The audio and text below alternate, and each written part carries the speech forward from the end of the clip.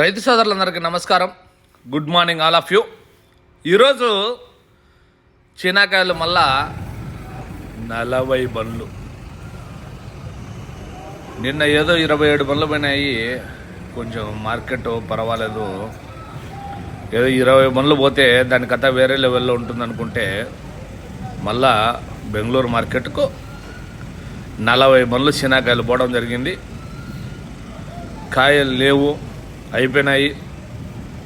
మంచి కాయలు కొంచెం దొరకడం కష్టంగా ఉంది, అది ఇది అని చెప్పినారు. మళ్ళా 40 బండ్లు పోయినాయి. ఎట్లా ఏ విధంగా మార్కెట్ అంటే ఇప్పటికైతే ఇంకా ఏమి వివరాలు ఏమి తెలీదు. అదే రేటు ఉంటుందా, తగ్గుతుందా, పెరుగుతుందా, మహారాష్ట్ర కాయలు ఏమైనా వస్తున్నాయా? ఢిల్లీ మార్కెట్కు నిన్న మొన్న 98 బండ్లు, నిన్ననే అనుకోండి, నిన్న 98 బండ్లు చీనాకాయలు.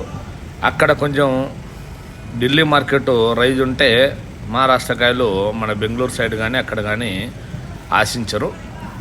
ఎందుకంటే అవి ఇవి మనవి ఒకే రేటు పడతాయి కాబట్టి దీళ్ళకే ప్రిఫరెన్స్ ఎక్కువ ఇస్తున్నారు.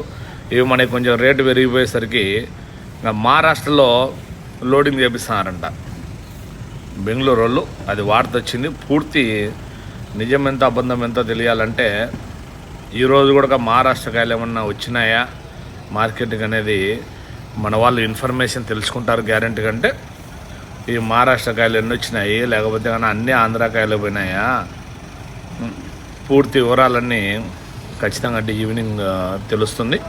ఇది మార్కెట్ నిలబడుతుందా లేక దసరాకు అనేది కూడా అర్థమవుతుంది. ఇంకా మన రైతుల గురించి ఓ చిన్న మాట.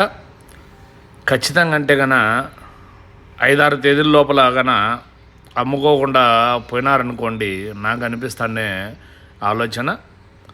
ఇంకా మళ్ళా 5-6 తేదీలు అమ్మితే ఖచ్చితంగా అంటే రేపు మొన్నాడుకు వస్తామన్నా అని చెప్తారు. 8-9 తేదీలు అయిపోతాయి. 10-11 తేదీ కల్లా వీళ్ళు కన్నా తోటలు క్లోజ్ చేయకోకుంటే అవతల కోయలేరు.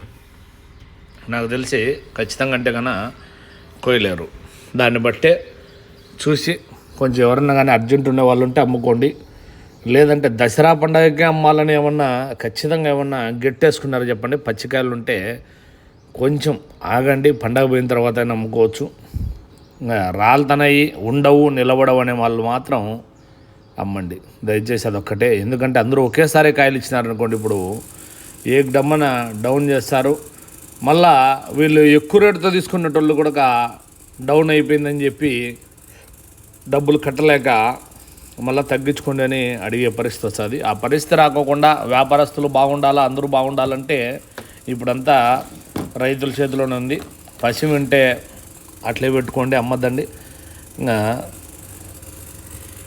ఎక్కువ కొంచెం ఎర్రగైనటోళ్ళు అట్లాంటోళ్ళు మాత్రం అమ్మండి.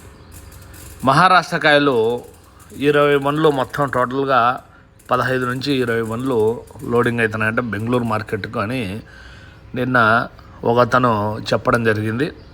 మహారాష్ట్ర కాయలు ఒక మండి అతనికే 8 బండ్లు 7 బండ్లు వస్తున్నాయంట. అంతవరకు చెప్పగలిగినారు.